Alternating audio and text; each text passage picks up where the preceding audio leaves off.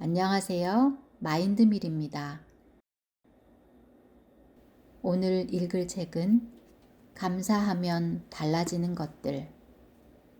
제니스 캐플런 지음, 김은경 옮김. 내 인생을 바꾼 365일 동안의 감사일기. 나는 고맙습니다. 나는 진실로 복받은 사람입니다. 라고 말하지 않고 지나간 날이 단 하루도 없다. 오프라 윈프리. 일부 겨울. 감사하면 달라지는 결혼, 사랑, 가족. 우리를 행복하게 해주는 사람들에게 감사해야 한다. 그들은 우리의 영혼에 꽃이 피도록 가꾸는 신비로운 정원사와 같기 때문이다. 마르셀 프루스트. 1장 감사일기를 쓰기 시작하다. 일부분을 읽어보도록 하겠습니다. 좋은 생각으로만 채워갈 예쁜 일기장을 갖게 되어 기쁘다. 새해 첫날까지 몇 분 남지 않은 시간, 감사하며 살고 싶다는 갈망이 내 안에서 피어올랐다. 나는 한 파티 모임에서 가식적인 미소를 만면에 머금고 샴페인이 든 잔을 그러시고 서 있었다. 한 해 동안 감사한 일을 세어봐야 한다는 걸 알았지만 집에 갈 시간만 세고 있었다. 지나치게 높은 하이힐을 신은 탓에 발이 욱신욱신 아팠다. 밤새 울려대는 시끄러운 음악 소리에 머리도 지끈지끈 아팠다. 입고 있는 검은색 드레스는 어찌나 꽉 끼는지 당장이라도 집에 돌아가 보정 속옷을 벗어 던지고 싶었다. 한쪽 구석에 놓인 텔레비전에서 신년맞이 쇼가 요란하게 흘러나왔다. 캘리포니아에서 술 마시며 흥청거리는 사람들, 워싱턴에서 즐겁게 떠들며 노는 사람들, 보스턴의 활기가 넘치는 사람들을 물끄러미 쳐다보고 있노라니 이런 생각이 들었다. 이 나라 사람들은 모두 나보다 즐겁게 지낸 걸까? 아니면 즐거운 척을 잘하는 걸까? 뉴욕 타임스퀘어에 몰려든 100만여 명의 흥겨운 사람들은 공이 떨어지자 크게 환호성을 질러댔다. 매년 뉴욕에서는 신년 카운트다운과 함께 타임스퀘어 빌딩 꼭대기에 있던 크리스탈 공이 자정에 낙하하는 행사가 열린다. 바깥은 영하 7도인데다가 근처에 간이 화장실도 없는 상태에서 온종일 금속 바리케이트 안에 갇혀 있었으니 자정을 그토록 환호할 만도 하겠다는 생각이 들었다. 신년을 맞이하는 순간은 모든 면에서 큰 위안이 되었으리라. 크리스탈공 낙하 행사가 끝났다. 경적 소리가 여기저기서 울리고 종이가루가 휘날리는 가운데 전광판에서 새로운 날짜가 번쩍거렸다. 해피 뉴 이어. 남편 론이 내게 짧은 입맞춤을 한 후 우리는 잔을 쨍 하고 마주쳤다. 기대감이 사그라든 상황에서 이제 무엇을 해야 하는지 아는 사람은 아무도 없는 듯 했다. 텔레비전에서는 공 떨어지는 장면이 무슨 달 착륙이나 슈퍼볼의 마지막 터치다운이라도 되는 양 반복해서 나왔다. 나는 바 근처에 서 있었는데 새로운 잔에 샴페인을 따르는 한 여자가 눈에 들어왔다. 여자의 마스카라는 번진 상태였고 볼을 따라 기다란 눈물 자국이 나 있었다. 내가 괜찮아요? 라고 묻자 여자는 눈을 비비며 말했다. 아니요, 난 새해 전야제가 싫어요. 왜 공이 떨어진다고 뭔가가 달라질 것처럼 구는 거죠? 자정이 된다 해도 유리구두가 나를 공주로 만들어주는 건 아니잖아요. 나는 신데렐라의 자정 이야기를 좀 더 정확하게 짚고 넘어갈 생각은 없었기에 서둘러 자리를 떴다. 저기요, 자정의 신데렐라가 유리구두를 떨어뜨리면서 공주 마법은 풀리잖아요. 하지만 그 여자의 질문이 귓가에 맴돌았다. 과연 뭐가 달라질까? 사람들은 크나큰 희망과 열렬한 기대감을 품고 신년을 축하한다. 하지만 많은 사람이 바로 그런 부분에 거북함을 느끼는지도 모른다. 어쨌든 달력이 바뀐다고 삶이 더 나아지는 것은 아니라는 그 여자의 말은 맞았다. 객관적으로 보면 내 삶이 그럴듯하다는 점을 나도 알고 있었다. 멋진 두 아들에 잘생긴 남편도 있고 흥미로운 직업과 친한 친구들이 있으니 말이다. 하지만 대부분 사람들이 그렇듯 나는 흔히 기쁜 일보다 삶의 부정적인 측면을 더 많이 생각했다. 지난 12개월은 괜찮은 한 해였지만 그렇다고 웃긴 모자를 쓰고 길거리에서 춤을 추고 싶을 만큼 황홀한 시간은 아니었다. 내년에도 내가 다시 이 자리에 있다면 어떨지 상상해 보았다. 어떻게 하면 다음에 타임스퀘어에 공이 떨어질 때 지금의 나보다 더 행복감을 느낄 수 있을까? 몇 달 후 복권에 당첨되거나 하와이의 지상 낙원으로 이사를 하거나 베스트셀러를 출간해야 할까? 하지만 그런 일들이 과연 효과가 있을까? 당첨금에 세금이 어마어마하게 붙는다는 둥, 마우이 섬이 햇볕이 너무 따갑다는 둥, 뉴욕타임스 베스트셀러 목록에 6주 머문 것으로는 성에 안 찬다는 둥, 내 불평 소리가 벌써 귓가에 쟁쟁하게 들려오는 듯 했다. 앞으로의 한 해가 여느 한 해와 같다면 좋은 일도 일어나고 안 좋은 일도 일어날 터였다.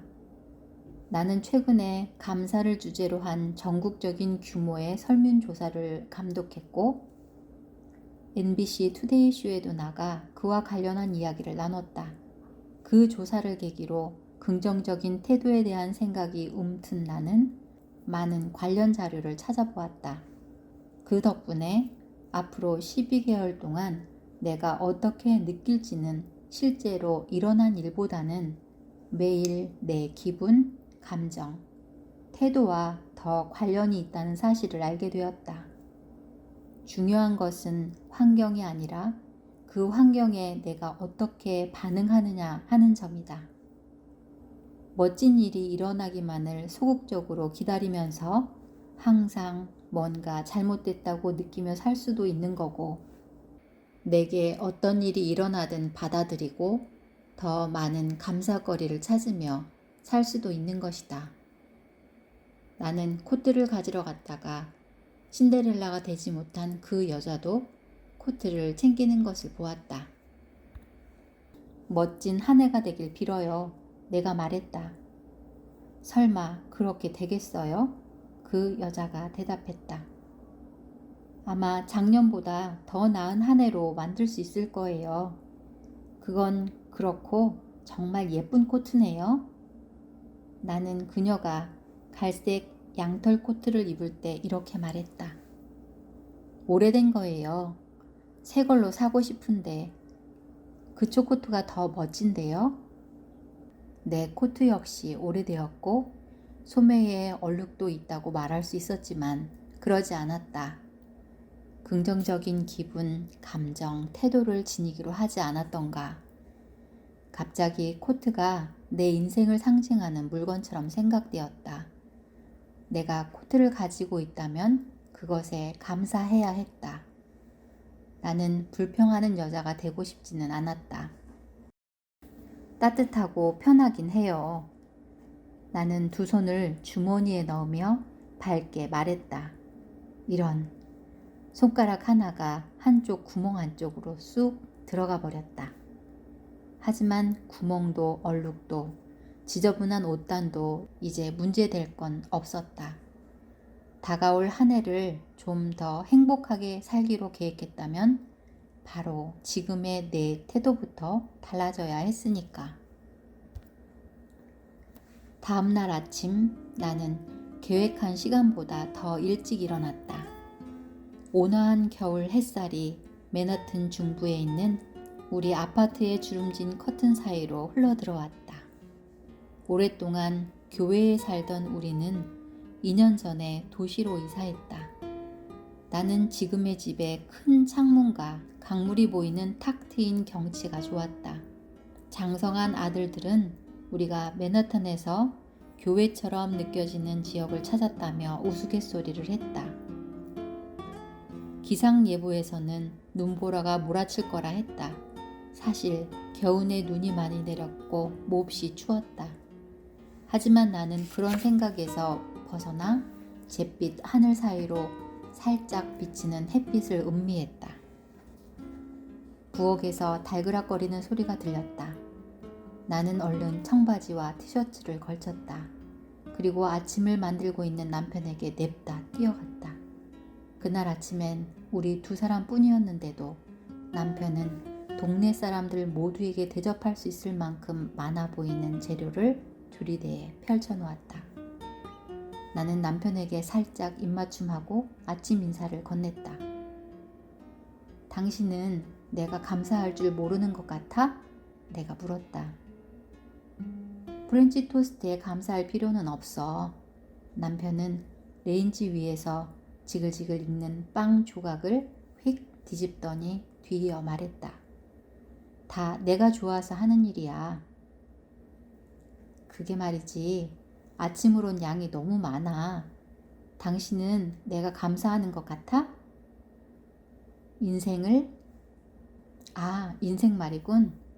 남편은 프라이팬이 적절한 말을 떠올리게라도 하는 듯 물끄러미 응시했다. 당신이 가진 것에 을에 감사해야 하는 만큼 감사하지 못하는 것 같아.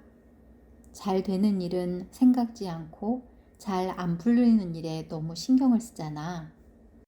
이제 좀 더 감사하려고 노력할 거야. 그게 올 한 해 내 계획이야. 그렇게 하면 내가 좀 더 행복해질 것 같아. 우리 둘 다 좀 더 행복해질지도 모르고. 노력해볼 만한 일이네. 남편이 말했다. 이제 주사위는 던져졌다. 새해 결심을 말했으니 앞으로 어떤 변화가 생길지 지켜보면 되었다. 남편이 뒤집개를 내려놓자 뜨거운 기름이 조리대에 살짝 떨어졌다. 나는 말을 꺼내려다가 입을 다물었다. 이제 불평하기보다 감사하기로 했다면 조리대에 묻은 버터 자국쯤이야 무시하고 부엌에 감도는 시나몬과 바닐라의 따스한 향을 음미하는 게 나았다. 눈을 지그시 감고 되뇌었다. 아침 일찍 일어나 달걀 옷을 입힌 빵을 노릇노릇 구워주는 남편을 둔 나는 정말 복받은 사람이라고. 오트밀 빵을 먹고 싶다는 말을 안 하길 참 잘했다. 그날 오후 늦게 슈퍼마켓에 갔다. 카트를 미는데 조니 미첼이 부른 익숙한 노래 빅 옐로우 택시가 흘러나왔다. 나는 항상 읽고 나서야 자신이 가진 것이 무엇이었는지를 알게 된다는 애통한 가사를 흥얼거렸다. 냉동식품 판매 구역에서 흘러나온 음악이 인생을 바꿀 만큼 극적인 경우는 거의 없겠지만 나는 그 음악을 내가 올바른 길을 가고 있다는 신호로 받아들였다. 어떻게 편곡을 하든지 이 곡의 가사가 심금을 울리기 때문에 밥 딜런에서 카운팅 크로즈에 이르는 수많은 가수가 이 곡을 다시 부른 것이다. 사랑하는 사람이 떠나거나 어떤 순간이 지나가 버리거나 꽃이 시든 후에야 내 곁에 아주 소중한 것이 있었음을 깨닫게 되는 일은 얼마나 흔한지. 나는 하겐다즈 초콜릿 아이스크림 통을 들고 선 채로 이제 무엇인가를 잃고 나서야 애석하지 않겠노라고 다짐했다. 내가 가지고 있는 것에 감사하기로 다짐했다. 앞으로 한 해 동안 구름이 아닌 햇빛을 보며 살겠노라고 생각했다. 책상에서 눈에 잘 띄는 곳에 일기장을 올려놓았다. 예전에 전문가들은 새로운 습관이 생기는데 21일 걸린다고 주장했다. 하지만 유니버시티 컬리지 런던 캠퍼스에서 최근에 발표한 연구 결과에 의하면 대부분의 사람이 진정한 행동의 변화를 일으키려면 2달 이상에서 때로는 6달까지 걸린다고 한다. 나는 올 한 해의 어느 시점에는 감사하는 태도가 온전히 나의 일부가 되기를 바랐다. 당분간은 그 과정을 받아들이고 매일 밤 내 감사일기와 만나기로 했다.